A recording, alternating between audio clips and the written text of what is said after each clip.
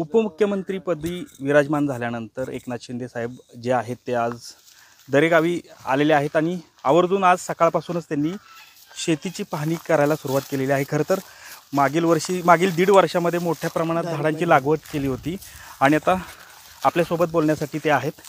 साहेब, खरं तर मोठ्या प्रमाणात आता झाडं बघतोय आपण, खूप चांगल्या पद्धतीनं ही झाडं जी आलेली आहेत। मागील वर्षीचा पाऊस पण तसं म्हटलं तर या वर्षीचाच म्हणावं लागेल, समाधानकारक काय? पाऊस तर समाधानकारक झाला, सगळ्या शेतकरी आनंदात आहेत आणि चांगली शेती झाली पाहिजे असं नेहमीच आम्ही म्हणतो, बळीराजा सुखी झाला पाहिजे। इकडे पण गावी आल्यानंतर ही झाडं जी आहेत हे आता याची ग्रोथ आपण पाहतो, वेगवेगळ्या सेक्टर केला। आता हे नारळाचं सेक्टर आहे, इकडे सुपारी च्या झाडांचं सेक्टर आहे, वरती आपण पाहिलं ते आगरवूडचं आहे, एक चंदन आहे, रक्तचंदन आहे, त्याचबरोबर आवाकडू आहे, जांभूळ आहे, त्याचबरोबर काजू आहे, काजू देखील चांगला होतो इकडे। आणि सगळ्यात महत्त्वाचं म्हणजे ॲपलची झाडं मोठी झालेली आहेत। ॲपलला देखील आम्हाला वाटलं नव्हतं की त्याला ग्रोथ मिळेल, परंतु त्या झाडांना देखील चांगली ग्रोथ मिळालेली आहे। त्यामुळे फळांची झाडं मोठ्या प्रमाणामध्ये, फुलांची आहेत, स्ट्रॉबेरी आहे। त्यामुळे इथं दरवर्षी 6 महिन्यातून आम्ही जेव्हा जेव्हा येतो तेव्हा झाडांची लागवड मोठ्या प्रमाणावर करतो। बांबूची लागवड देखील इकडे केली आहे, त्याची देखील ग्रोथ आहे।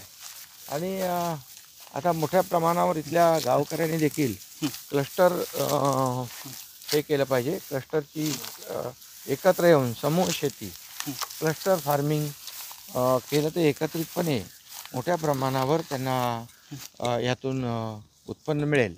आणि जवळपास बघितलं तर भाजीपाल्यापासून, बागांपासून, फुलांपासून, अगदी नारळांपासून सगळीच जी उत्पन्न देणारी झाडं आहेत ते सगळे झाडं आणि पिकं या ठिकाणी घेऊ शकतो। तुतीची लागवड देखील मोठ्या प्रमाणावर इथं होते आणि त्यातून रेशीम उत्पादन देखील त्या ठिकाणी होईल आणि हे त्याचा फायदा गावकऱ्यांना होईल। आणि म्हणून एकत्र येऊन समूह शेती, जी क्लस्टर शेती आहे ती मोठ्या प्रमाणात होईल।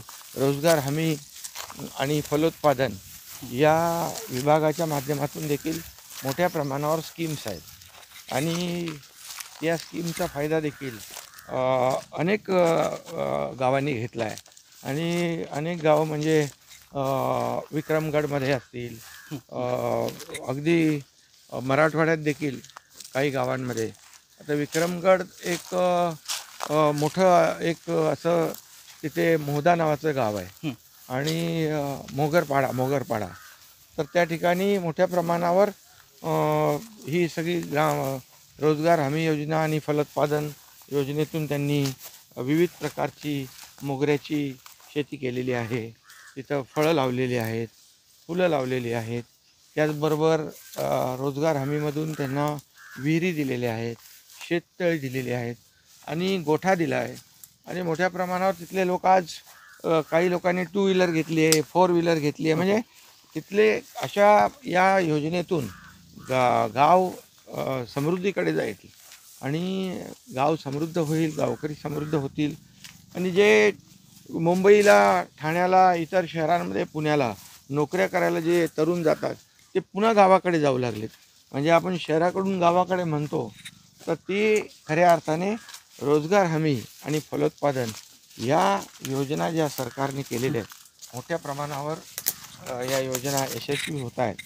त्यामुळे गावागावापर्यंत सरकारच्या योजना पोचल्या पाहिजे यासाठी आमचा प्रयत्न आहे। नक्की याच्यामधून गावकऱ्यांना, पूर्ण राज्यातल्या गावकऱ्यांना याचा फायदा होईल। बघा, हे झाडं अशी जिथे म्हणजे जे तुम्ही लागवड कराल ती या ठिकाणी ग्रोथ होते। आता या भागामध्ये पर्यटनाचं पण प्रामुख्यानं मागील वर्षीपासून खूप महत्त्वाचं भूमिका घेतलेली आहे, कारण इथं निसर्गरम्य ठिकाण आहे हा आणि पर्यटनाच्या आवर्जून त्यात उल्लेख करावा लागेल। आता या पुढील काळातही, आता या 5 वर्षामध्ये पर्यटनाला खूप चालना देण्याची संधी इथे आहे आणि म्हणून आता आपण एक मुनावळेला पर्यटन केंद्र सुरू केले, त्याचे डेव्हलप होते इथे। आणि नक्कीच यामध्ये इथल्या हा निसर्गरम्य परिसर आहे, इथं बॅकवॉटर आहे, इथं मोठं डेन्स फॉरेस्ट आहे.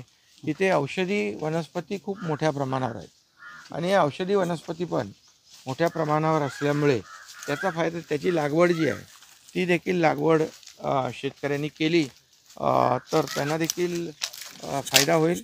आणि आज आपण पाहतोय की मोठ्या प्रमाणावर लोक जिथे जरा शांतता असते तिथं लोक जातात आणि म्हणून आता या भागाचा देखील मोठ्या प्रमाणावर विकास होईल. लोकांना खूप मोठ्या प्रमाणावर आमचं एक उद्दिष्ट आहे, एक टार्गेट आहे की या गावातला तरुण नोकरीसाठी, रोजगारासाठी शहरांकडे जाता कामा नये. तो इथल्या इथेच राहून त्याच्या परिवाराची सेवा करणं, आईवडिलांची सेवा करणं आणि इथंच त्याला उत्पन्न मिळणं, हे आमचं सरकारचा अजेंडा आहे. नक्कीच. कॅमेरामन तुषार जाधवसह संतोष नरोडे, TV9 मराठी, दरे, सातारा.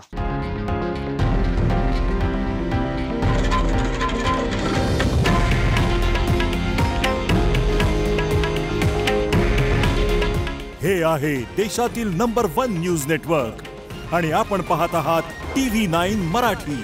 काळजी तुमची, हित महाराष्ट्राचं.